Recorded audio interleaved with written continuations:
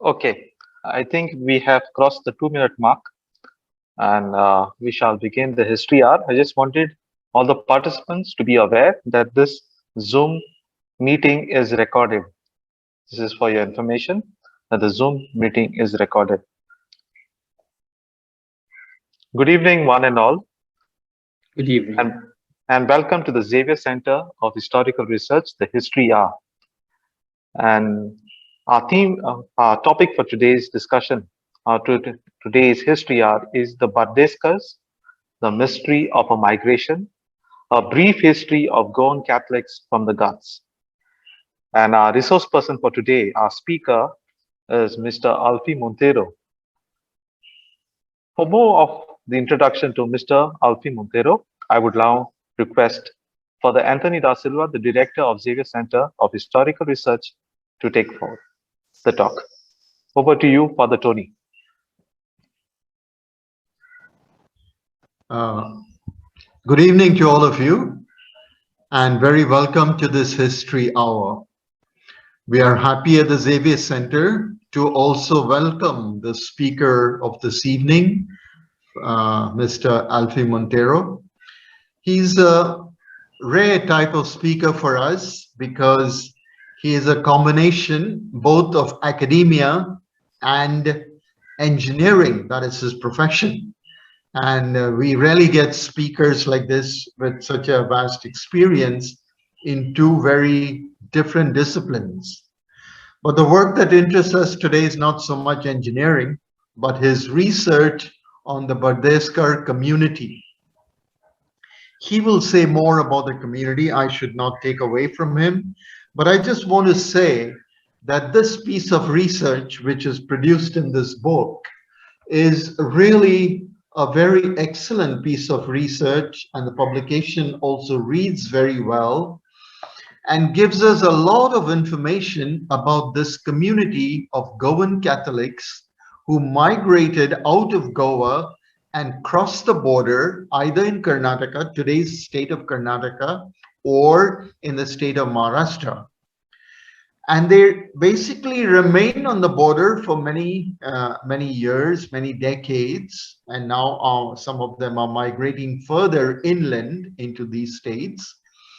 But the culture that they encountered at the border was obviously different for them from Goa. And the intriguing thing for us in the Xavier Center is to see how these communities adapted so well to the host community where they came in. And they learned the language, they spoke it fluently, they adapted to the culture, but they held on to their faith. Their faith basically remained Christian or Catholic, and this they passed on to their children.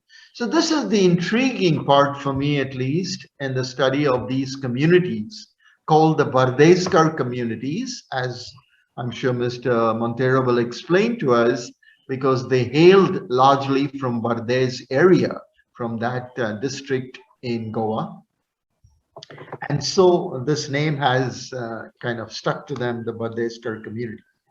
I'd like also to welcome all of you who are new to the Xavier Center. It is located in Porvorim in Goa. If you ever come to Goa, you're very welcome to visit us, those of you who are from out of Goa. We have a very rich resource library, and it is in this library that Mr. Monteiro came and did some of his research. And so we are very happy that he worked here, and now he's sharing his knowledge with others, both in the community and at large. So, well, once again, I don't want to take more time. I just want to say a warm word of welcome to all of you, and also want to remind you that this research center is available for further research to all budding scholars as well as to the veterans. Thank you very much, and enjoy the evening. We hope so. It'll be a pleasant, and it will certainly be an enriching evening. Thank you very much. Before I hand it over to Mr. Alphie Monteiro, a few instructions during this history hour. What would happen is Mr. Alphie Monteiro would get 45 minutes to present this topic. And after the 45 minutes, we'll have the Q&A session. That's the question and answer session, where you will you're invited to ask your questions, not by using your mic, only by chat alone. So you have a chat box in the Zoom meeting. So you are allowed only to ask questions only through your chat box. Please note it because of the times constraints. I just also want to note that once Mr. Alphie Monteiro starts presenting, uh, for better clarity and bandwidth, let us put off our videos and mute our mics. That would help for better announcement of Mr. Alphie Monteiro in presenting his talk. So I kindly request all of you to put off your cameras and mute yourself for some time, uh, unless a really urgent need of asking a question. But I would say, please put your questions only in the chat box. Thank you. Over to you, Mr. Alphie Monteiro.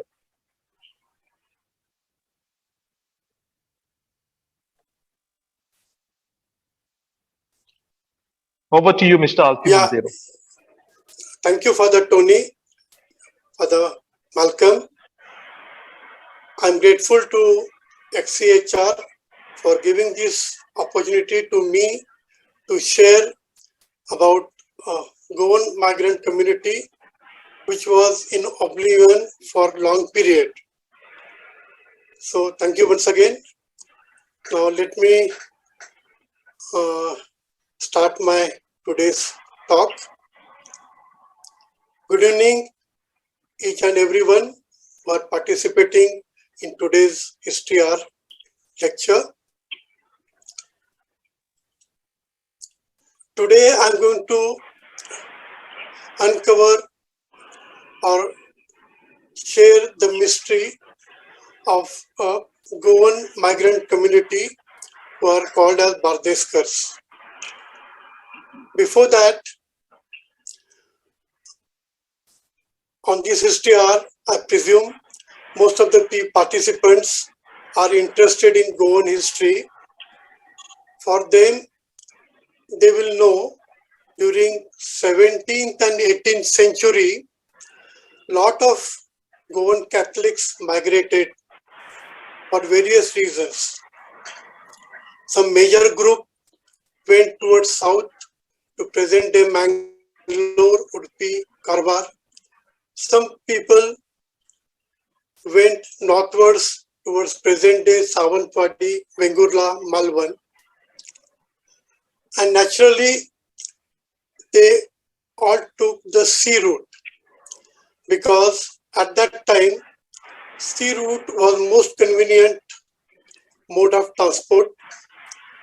All the coastal towns were well connected. However, at that time, a small group of Catholics from Bardez province chose a land route. They decided to cross the formidable Sahyadri mountain. There were no well-laid paths, just pathways. There were no well-laid roads as such, only pathways passing through a thick jungle in Sahyadri Ghat, and they reached on the top. They took shelter in the upper Ghat section of Western Ghats, and these Catholic migrants from Bardez are known as Bardeskars. Now, I will go in detail. Just let me share with you.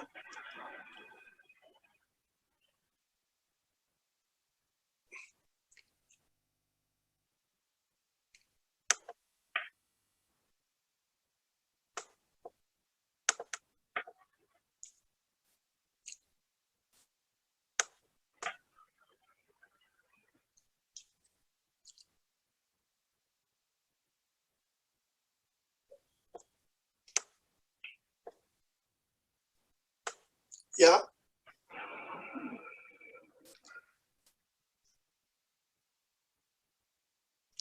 This is the cover page of my book.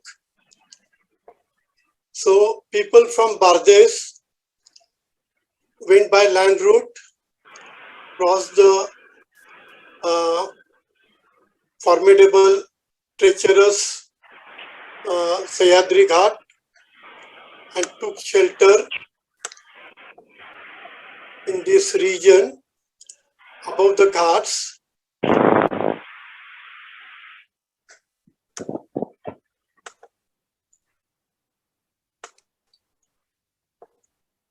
Starting from Radhanagari and Budargarh talukas in the north, in the present Kolhapur district, then further down in a narrow strip, then to Azra, Chandigarh, Belgaum, then Khanapur, then further down to Halyal in Karwar district. So this is a long stretch of almost 150 kilometers. In Konkani, or we call ourselves as Ghat Matavale Christian, means Catholics from the Ghats. Now, these migrants took shelter in over 130 villages in a long strip of 150 kilometers. Why why more than 130 villages and a long strip of 150 kilometers? Some probable reasons is that this community never left in one go. Over a period of almost 75 to 80 years, starting from 1665 to 1750, in small groups, they left Goa.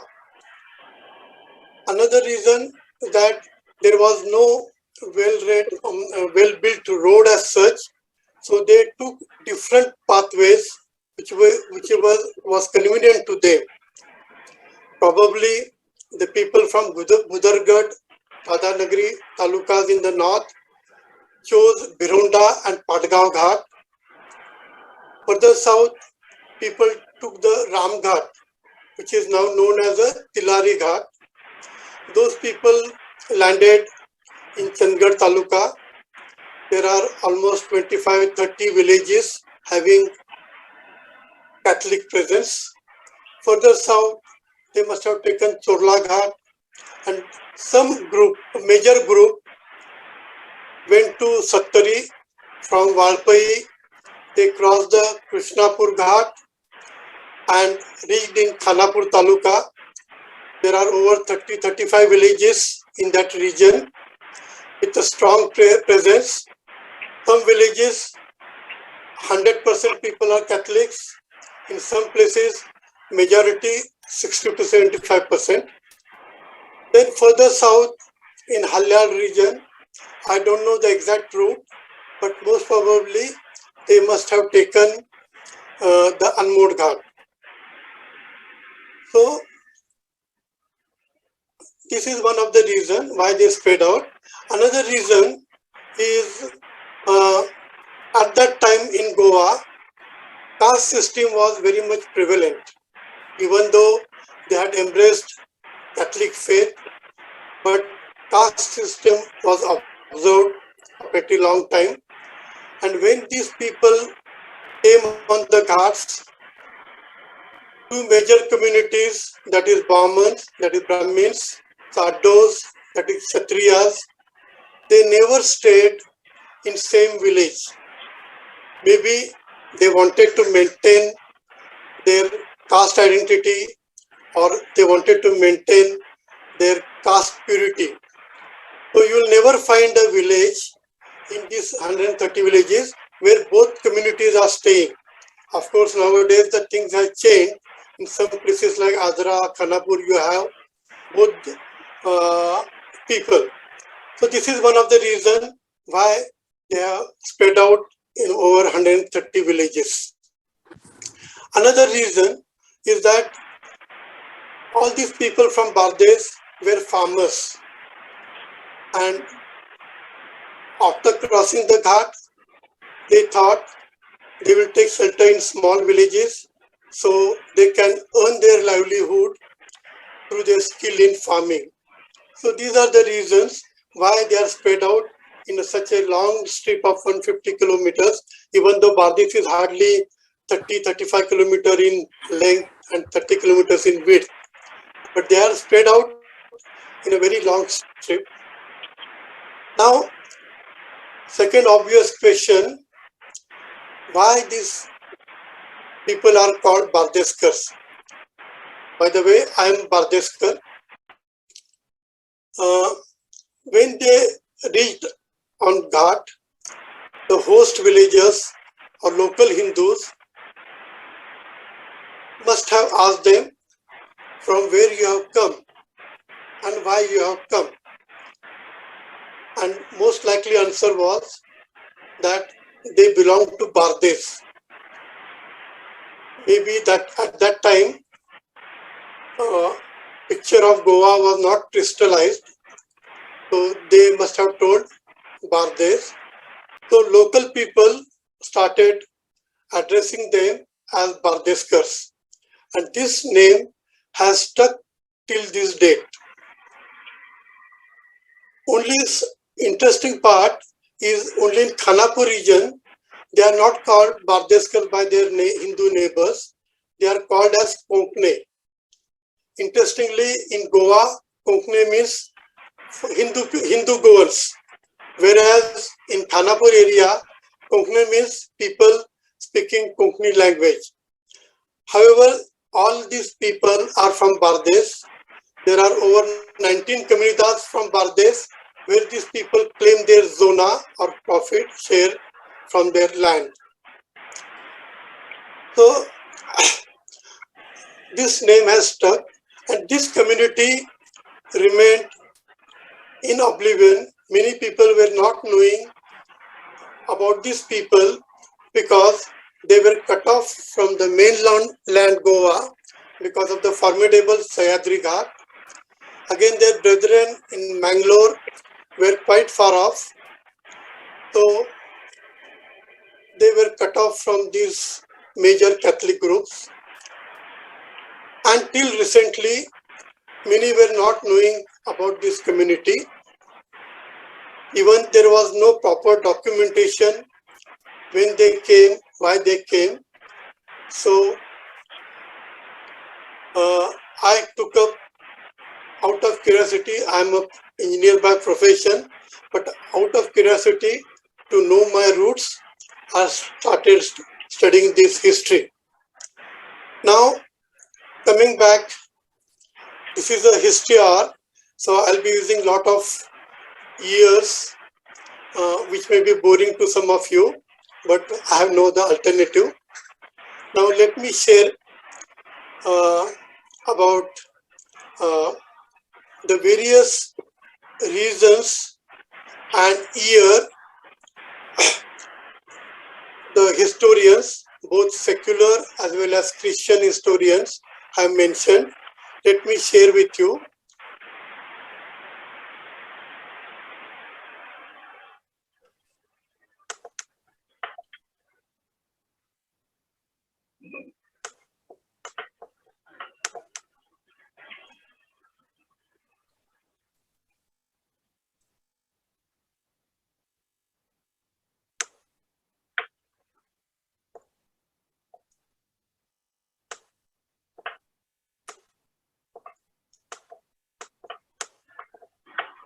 Here, most of the scholars suggest following periods and reasons for the migration. To start with, it is the year 1560. Most of you know, in the year 1560, Inquisition was installed in Goa for the first time. Then second is year 1553 to 1570. During those years, there was a great famine in Goa, followed by cholera epidemic.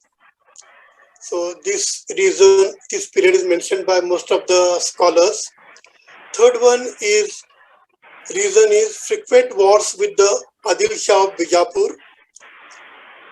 Yes, present Goa or old conquest of Goa was taken from Adil Shah of Bijapur. So afterwards, they made efforts to regain that province because they were losing heavily, which they could have earned through the GOAN ports. There were frequent wars with Adil Shah, notably one in 1557, then long spell of war from 1570 to 1579. Now, noted church historian Father Ernest Hull has also mentioned about the year 1650, and the reason for migration is fear of Dutch invasion. Now friends, if you see carefully, these first four reasons and period I have marked in red. The only reason is that I don't agree with this period and this reason, particularly for my Bardeskar community. You'll wonder why, when so many historians have given this period and this. Yes, there might have been migration, but not applicable to my Bardeskar community, because the only reason is that till the year 1600, there was hardly any Christianization in Bardez. Only after 1600, the Christianization drive started by Franciscan missionaries. In the year 1555, the world conquest of Goa, that is Salsette, Ilas, Tiswadi and Bardez, were divided among the missionary groups for effective evangelization. Salsette was given to the Jesuits, the new group, aggressive young missionaries. Then Ilas, Tiswadi was divided among Dominicans and Jesuits, and northern province Bardez was handed over to the Franciscans. In fact, for Franciscans were the earlier missionaries. Record shows 2 Franciscan priests were with Albuquerque, who invaded Goa in 1510. And Franciscans, unlike Jesuits were very swift and aggressive. In next 25-30 years, by 1575-1580, almost whole of Salsette and Tiswadi people were converted to Catholic faith. Whereas Franciscans were very slow, sluggish. In fact, Portuguese king has scolded them. Even Viceroy and Archbishop has sent them warning letters. Maybe there were some other reasons they might have faced, but Christianization drive started only after year 1600. So I don't attribute this period and reason for the migration of Bardeskars. About fear of Dutch invasion, yes, there was Dutch invasion, but I don't give much credence to this. The reason is that Dutch never occupied any Goan territory. They just attacked various Goan ports, particularly Vasco. They used to attack Portuguese ships. They used to loot their ships, but they never occupied any territory, and it was for a brief period. They had their own warehouse at Vengurla.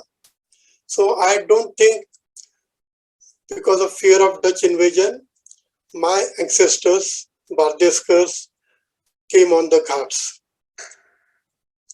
Now, 2 prominent reasons mentioned by all the historians, both secular as well as Christian, that is invasion by Marathas, attack by Marathas, and other one is fear of Inquisition. Now let me go in detail, because I find these two reasons are the prime reasons for the migration of Bardeskars. So let me share with you.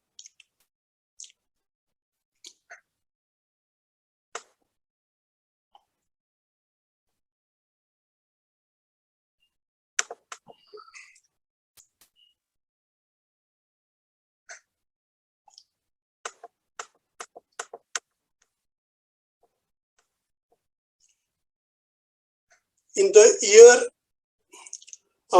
right from 1664 till 1739, Marathas invaded Goa for various reasons, starting from the invasion by Shivaji,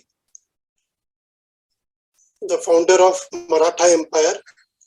He attacked Bardez in the year 1664 and 1667. Thereafter also he visited in the year 1668, 1670, but that time he took consent of Portuguese as he visited to rebuild the Saptkoteshwar temple at Norway. But earlier two invasions during 1664 and 1667 was not to drive away the Portuguese. In fact, he wanted the cooperation of Portuguese to build his naval power. He attacked Bardez just to teach lesson to the Desais and small chieftains from his territory. These people, these Desais, to avoid paying the yearly tax that is called Chautai, when Shivaji's people used to come, they used to just run away and used to take shelter in Portuguese territory. So, teach lesson to these Desais, Shivaji invaded Bardez. And in the year 1667, which is recorded by many historians, he took 1600 captives from Bardez, including men, women, and children. So I believe, and I have some documentation related to that, that some of these captives must have settled on the Ghats.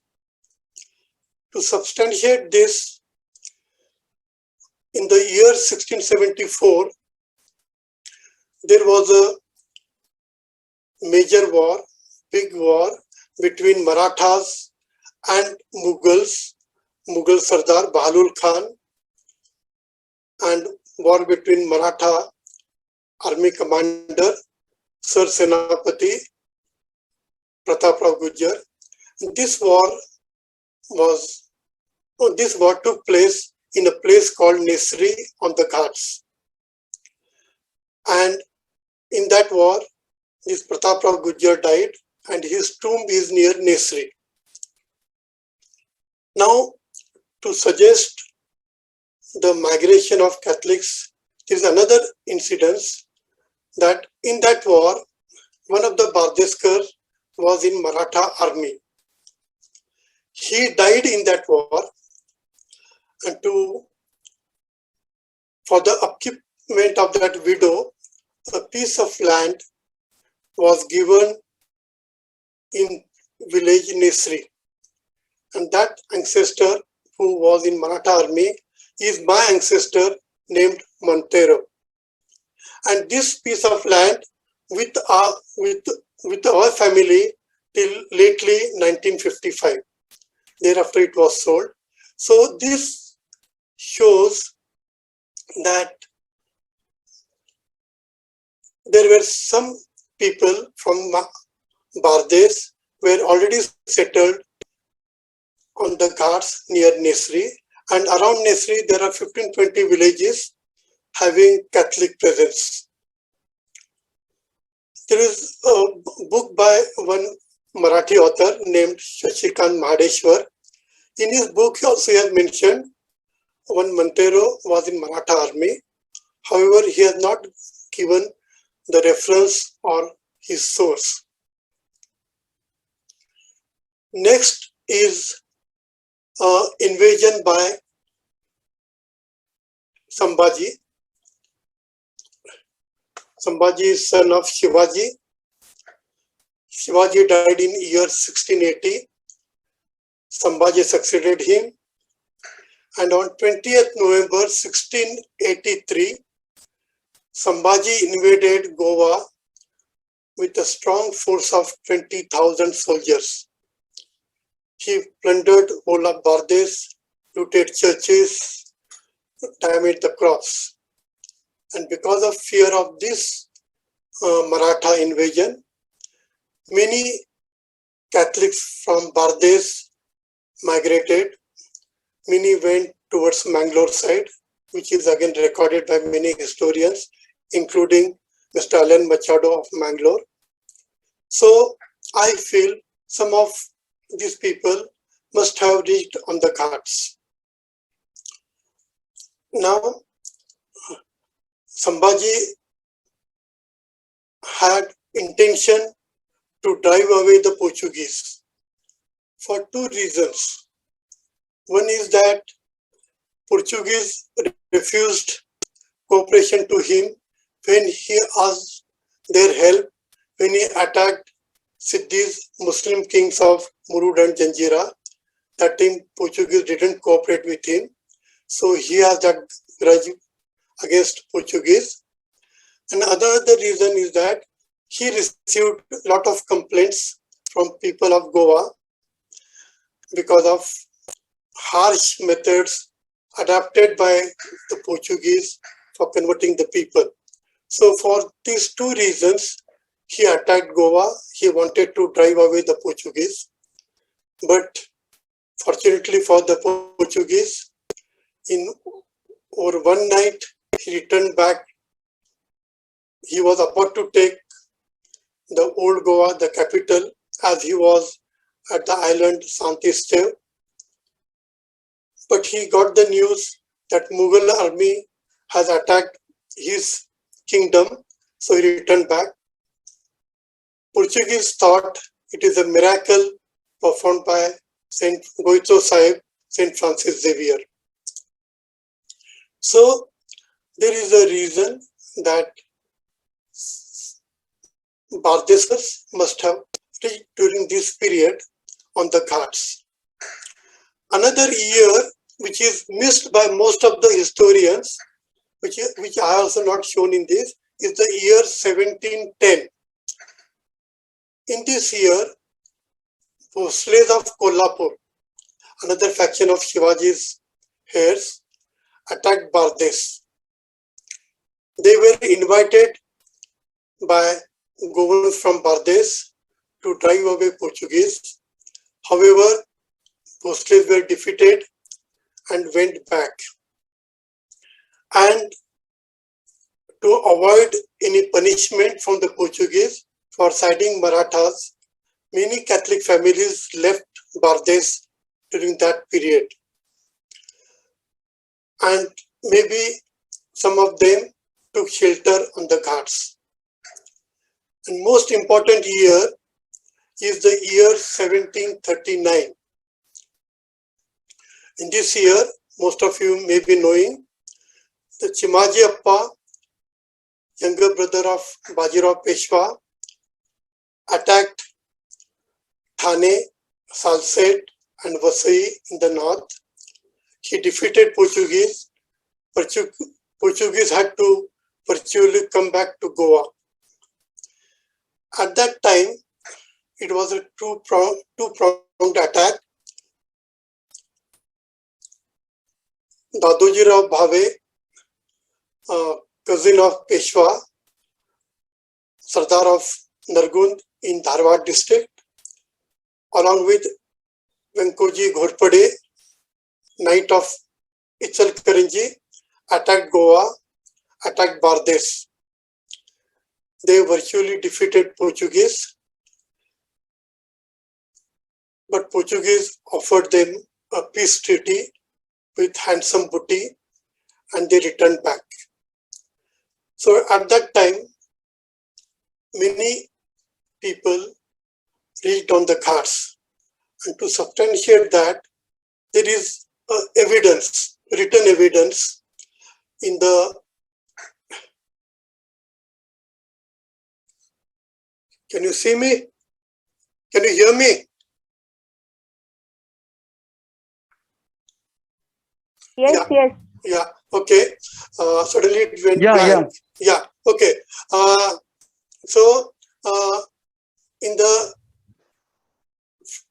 mission history of Franciscans, because Bardez was under Franciscans, which is shared by late Sharon de Cruz in her doctoral thesis, that Franciscan mission history, that in the year 1739, 2,500 people from Bardez left Goa and took shelter in kingdom of Kittur.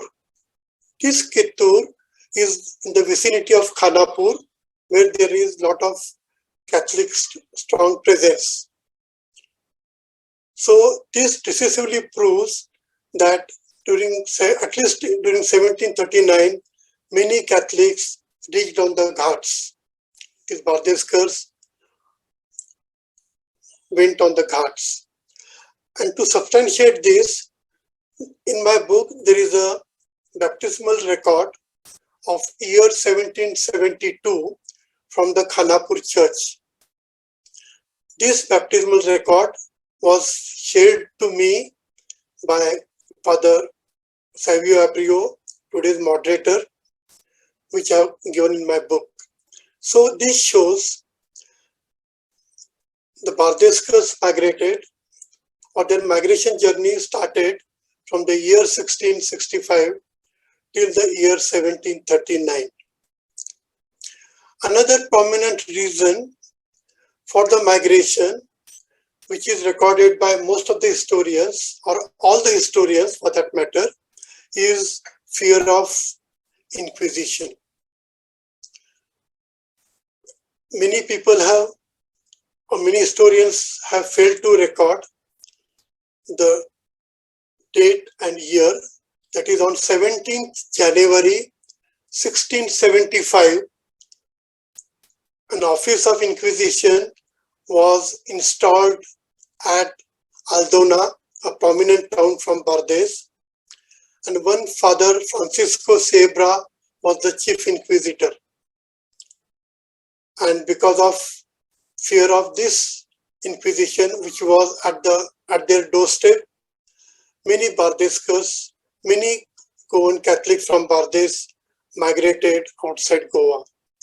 So, to conclude, I want to tell you that famine or year 1560 or Dutch invasion or wars with Adil Shah are not the reasons for the migration of my community, but definitely they migrated because of war with Marathas, sometimes out of fear, sometimes because they supported the Marathas. And another prominent reason is the fear of Inquisition. And these people migrated in small groups from 1665 to 1750. They migrated not for any economic reasons, because they were prominent Gaonkars in their respective comunidades in Goa, but out of fear, they came on the Ghats, and they remained economically backward till recently. So, I have covered the reasons and period of migration. Now, as mentioned by Father Tony, these people are there for over 300 years on the Ghats. They were cut off from their brethren from mainland Goa. They couldn't communicate with their brethren in Mangalore area because of distance and because of the formidable Sahyadri Ghats. But these migrant Catholics preserved three things. These three things are and were dear to them. One is their mother tongue, Konkani. Till date, all these people speak in Konkani, whereas in Goa, many people have gone to English. Other is their Catholic faith. Till date, there is not a single incidence that some people have turned to Hindu religion.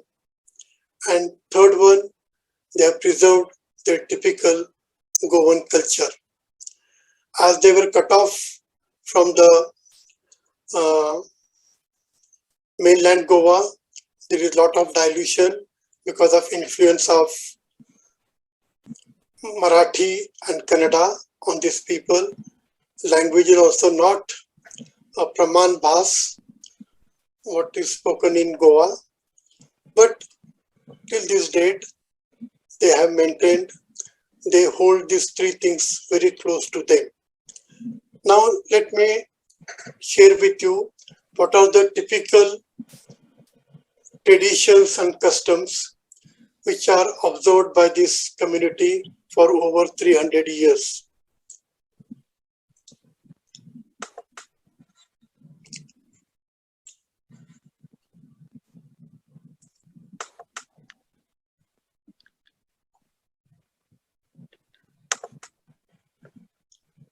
Yes, now.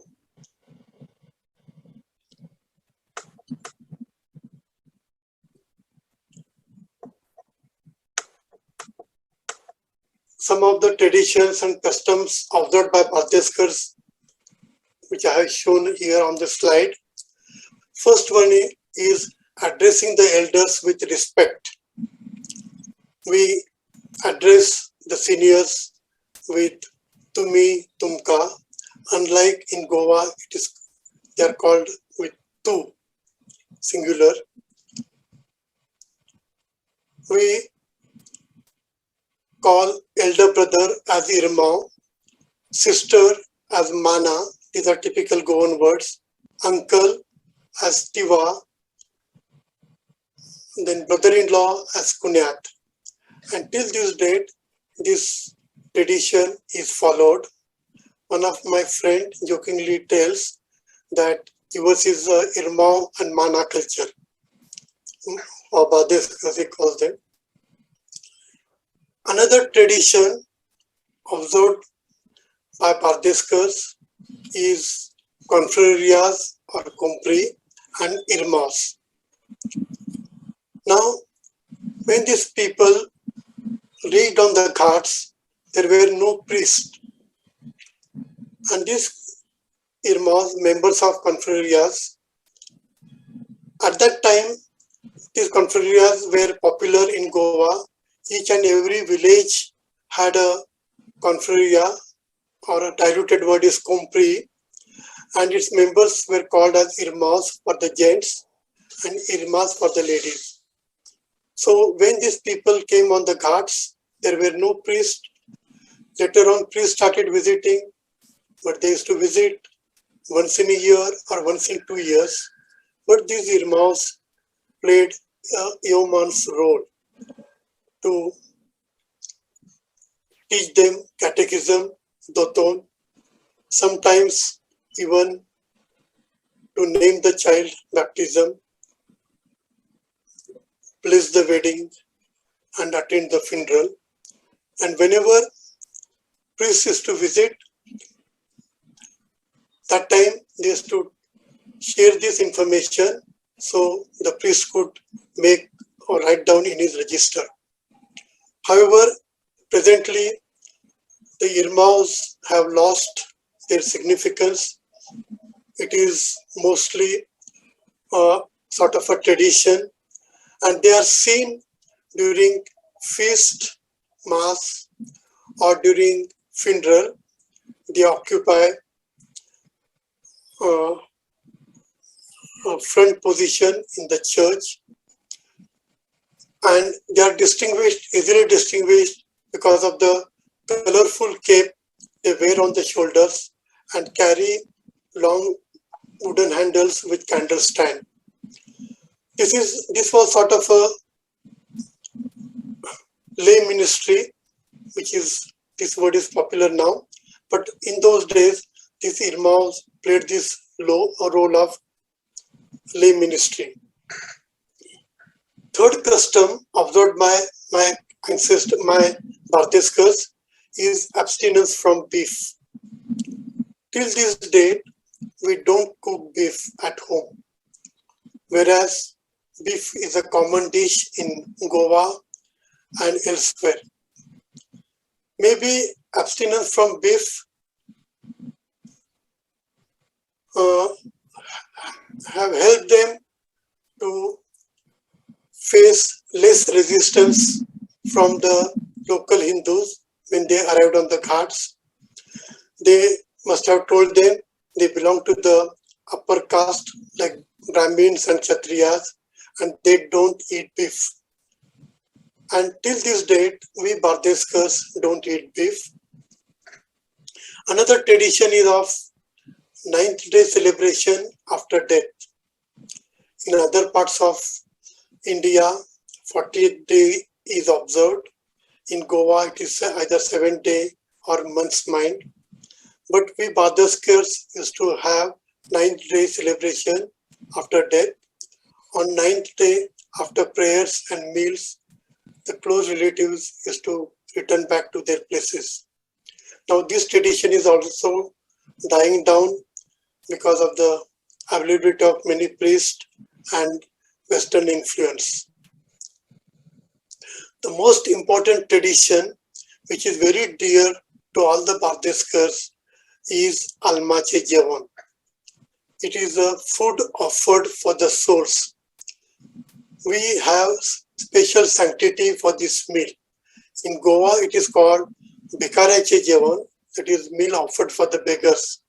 Whereas we Bardeskars have certain sanctity, certain divinity for this Almache Javan. Only vegetable meal is offered, comprising of 5 vegetables, then on a sweet drink made of jaggery and tur dal and shrimps curry, and of course, dear for all Goans is kopache is also served. So this Almache Javan tradition is observed till date by all the Bardeskars who are spread out in 130 villages. Another important tradition is rose. This rose tradition is observed by all the Goan migrant or even Goans. This tradition is of applying the paste of turmeric, grated coconut oil on the face and body of the bride and bridegroom. This tradition is observed by Bardeskars even to this day. Another important tradition or custom is of ersas and padas.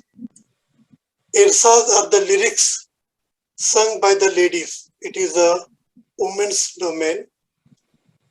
These ersas are sung right from the Almache Javan while they prepare, they grind the rice for the rice flour, cutting the vegetables.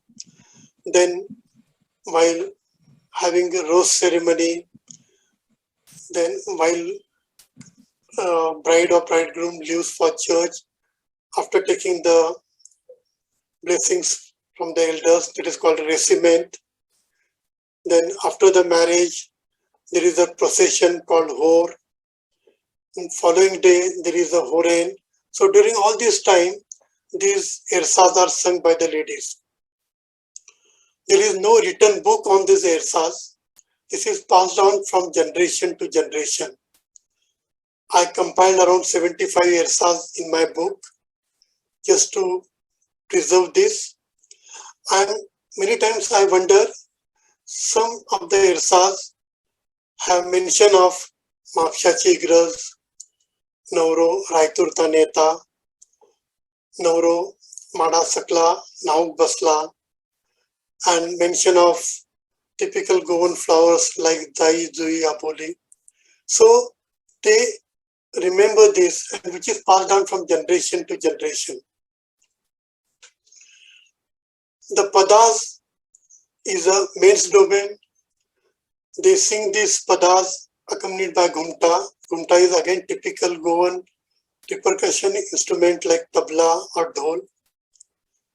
And these padas are sung by the men during new arrival or wedding procession, etc. This tradition also dying down.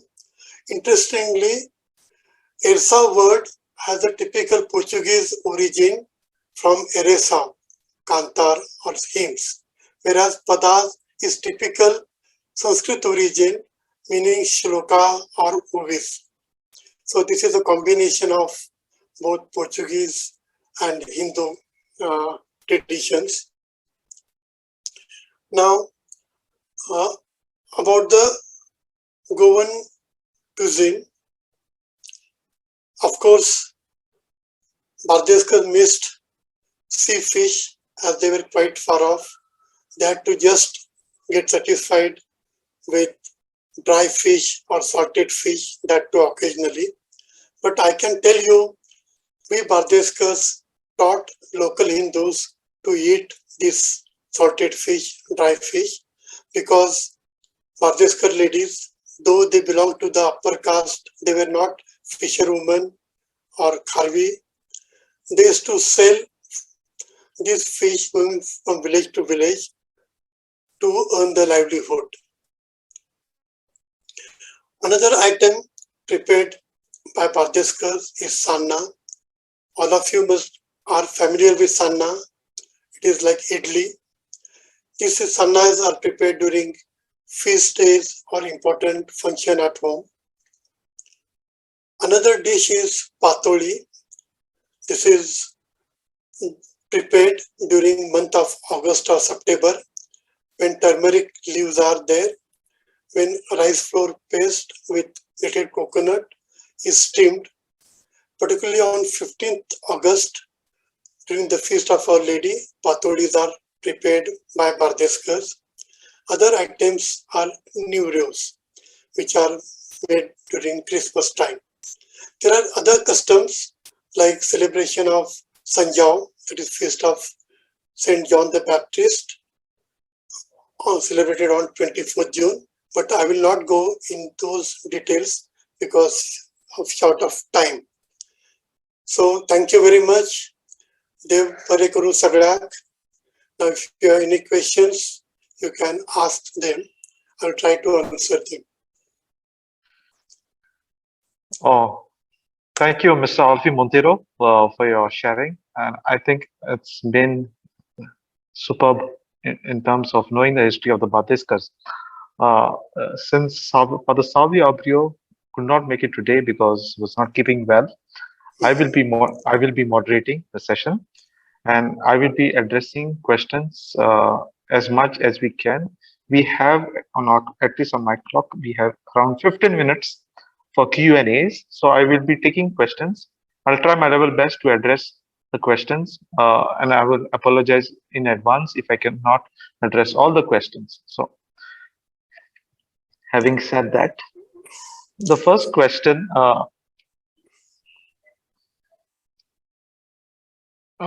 this was asked by Mr. Alpheus Fernandez. He says, despite being Catholics, why did these Bardeskars fear Inquisition? This is the question. You can respond. Yeah, see, because of fear of Inquisition in Bardez and all over, many Catholics, not only on Ghats, but they migrated to Bangalore and other places.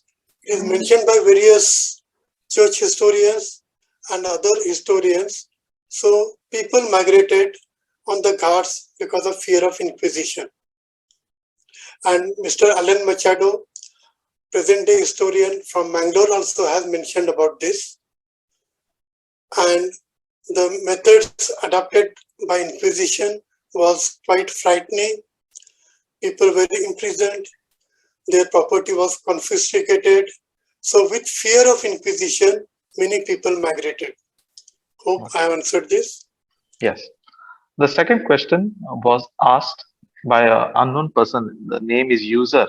Not mentioned the name, but this is the question he asked. He says he has not read your book, but he says, have you researched about any genetic studies with regarding this to consolidate or reinforce your studies? So have you done any genetic studies with regards to this migration of the Bardeskars? No, I have not done any genetic studies, though it is in my mind, because when the author of The Last Prabhu, Bernardo de Souza from Aldona, has done this study, and he has proved that his one Mr. I forgot the name, from Mangalore, presently staying in USA, the one Hector Fernandez from Aldona, and this Bernardo de Souza, presently residing in Switzerland. He did DNA test and he found out they are cousins. So this is interesting thing, and I want to go ahead with this DNA test. It is quite I haven't yet tried yet. And with the DNA test, maybe I'll be able to relate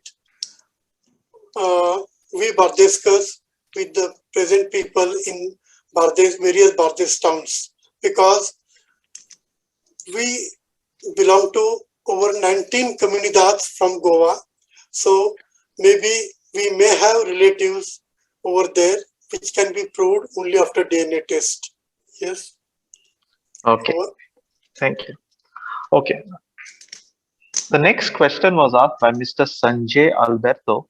He says, if the migration was due to the fear of the Portuguese, for the fear of Inquisition, or for supporting the Marathas, how come did they stick to the Catholic faith? Yes, very good question.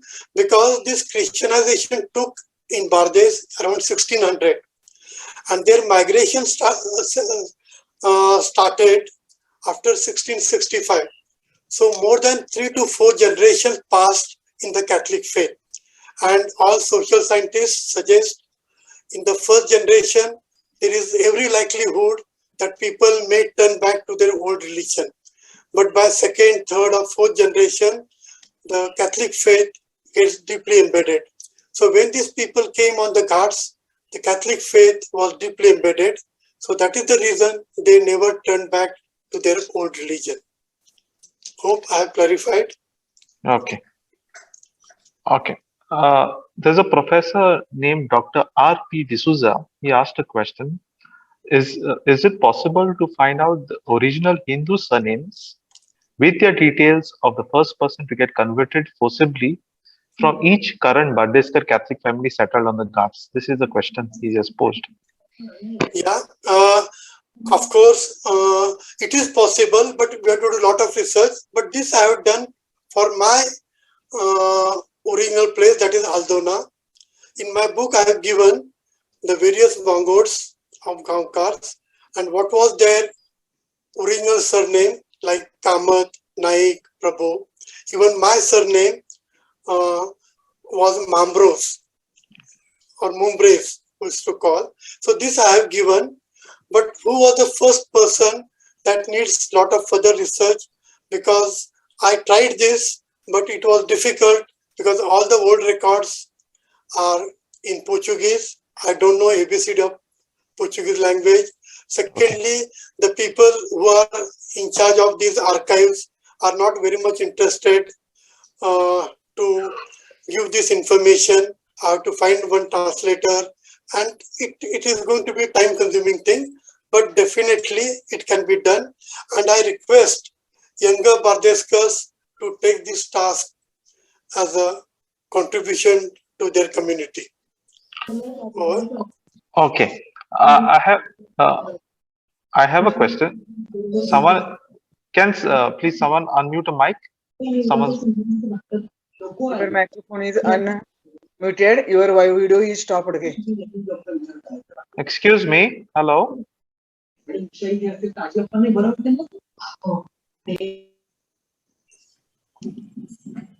Yeah. Okay. You can ask. Yes, I can ask. Just give me a minute. 1 second. I did as well had a question. If I may ask, or do I need to post it on chat? Please post on the chat. Please post on All the right. chat. Thank you. Okay. The next question, not question, there's a comment by Tino Dissa. He says the Inquisition, this is just a comment, okay? A comment or information. He says the Inquisition affected Catholics mainly. He says it is a common misconception that the Inquisition was used for conversion. He says actually the Inquisition was used to maintain the purity of the Catholic faith, which means that it is the new converts to Catholicism who had more fear than the non-Catholics. This is a comment from Mr. Tino Dissa. Okay. Yeah, it is true. This Inquisition, first in 1560, was aimed at neo-Catholics from Portugal and Spain, like earlier Jews and Muslims. So they should not fall back to their old religion. Inquisition was invited. And later on, when the population increased, it was mainly intended against the Catholics, new converts, and not against Hindus. Because many people nowadays, there is a viral thing going on that Hindus were imprisoned or they were tortured. Not so. The Inquisition was mainly intended at Catholics only. Okay. Yes. Okay. This is, I guess, this is Father Stephen Almeida. Yeah. He says, if there were prominent Gaunkars, why did some leave Goa and the others remain? He says, the next question is a further to it. He says, if Inquisition was the cause, then why did they keep their Catholic faith even after migration? Yeah, as I explained earlier, when they migrated, almost they were in Catholic faith for over 4 to 5 generations. And all social scientists agree, during first generation, there is a likelihood of turning back to their earlier religion. But in second, third, or next generation, the faith gets deeply embedded. And they were in Goa under the instructions of priests. So the Catholic faith was deeply embedded. So when they reached on the Ghats, they were almost 5th or 6th generation of Catholics. So that is the reason. Okay. There is a person named Miss Anjali, I think Anjali's iPad, whatever. She's asked a question with regarding to the eating of beef. Why? How that? Because they say Father Stephen Almeida said that ironically beef was used to convert the Hindus to Christianity. But her question is, how come they stopped eating beef? Your reasons, or what are the reasons they left for eating beef? See, initially when conversion took place, maybe the person just forcibly took the beef, but they never continued. They followed so many traditions of earlier religion.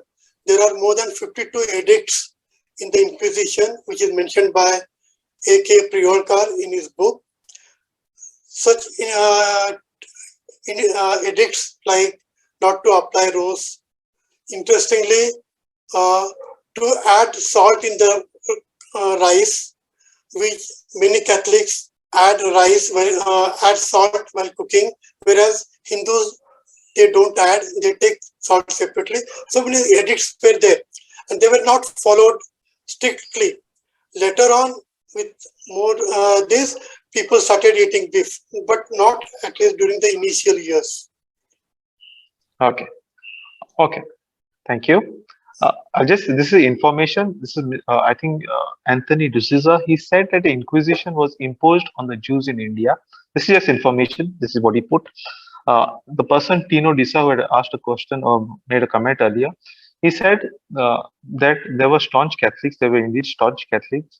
But he said, but in those days, even adherence to cultural practices of clothes, customs, food, etc., were often suspect as secret, harking back to the previous faith. This he says. For example, even the abstinence from beef would be suspect. just as the Inquisition suspected Jewish converts of being secretly Jewish if they obtained from folk after baptism. These are just two information these two gentlemen have put. Yes. Okay. Okay. Then we have. Just give me a minute. Professor R.P. D'Souza, he says there is a book of Mahabaleshwar Sail from Raibandar. He says that it speaks a lot about conversion, inquisition, and migration during the Portuguese regime. It's available also in Marathi. He says it's a must-read book if you want to know the atrocities of the Portuguese and in the name of Catholicism. Okay. Yes. Yeah. Here, this book Tandav by Mahabaleshwar Sail is in Marathi as well as in Konkani, and this is in a fiction form. So we cannot take exactly as historical things. Here mentioned even Hindus were tortured through Inquisition. Yes, that is not true. Then recently, Advocate Uday Bhembre has come out a book in Konkani called Hodle Ghar. There also he has mentioned, but here in that he has mentioned how the Catholics were taken as prisoners on mere doubt for observing the old traditions. So, but both these books are sort of a fiction in the fiction form. So, how much to take it as a historical fact? It is everybody's choice and decision. Okay, I've got one last question. This is coming from Vancy Menezes, and the question is that he's previously is a Bardeskar based out in Kolhapur. He said that in his childhood he had all the customs similar to Hindus, and he was only told that he was converted. The question is that because of the neighboring culture, or is it true that we may have got converted? See, before migrating, all these customs of Rose, Almache Jevan was carried out in Goa, and after coming back on the Ghats, they followed it. Some customs like Halad, which we call Rose, must have been followed in other Hindus also on the Ghats. So it is not so that all the traditions and customs of Hindus are followed by Catholics on the Ghats. All these traditions of Rose, Irsas, Padas, Gumta are typically of Goan. Even the food items like Sannas, Patolis, Neuros are again typically Goan traditions. Okay, we have already wind up with the questions. We are done with the Q&As. Thank you very much for all the participants for your interesting questions. I'll try to forward some of the chats to Mr. Alphie Monteiro if you could, if you could talk to him personally, you could be addressed very well. On behalf of Xavier Center of Historical Research, and also on behalf of the director, Father Anthony Da Silva, I would like to thank Mr. Alphie Monteiro for your valuable time, especially informing us about the history of this migration of the Bardeskars. And it's been, at least as I've read your book, has given me a lot of insights and a lot of knowledge of what it meant to migrate, what it meant to carry the culture, to preserve the culture. I think the book is quite rich. I feel you are a pioneer in this kind of a study in this history. And I hope also it helps us, researchers like us, to explore more of the history of the Bardeskars. So thank you very much, Mr. Alphie Monteiro. It's been a valuable history hour, and that's all I would say. So thank you very much. Yeah, take 1 minute. Those who want, they can write, send mail to me, and or Father Malcolm can share with you my email address and where the book is available. This book is available in some stores in Goa, as well as I can send them. So if you write to me on WhatsApp, my WhatsApp number Father Malcolm will share with you. You can write to me. I will arrange to send it to you. Thank you. Dev Bare Karo Saglyan. Okay, I'm just typing the email ID in the chat box. Those who would like to take, kindly take the email ID. Yes. So thank you very much. Thank you. Yeah. Thank you very much. Yeah, Thank you yeah. very much. Yeah.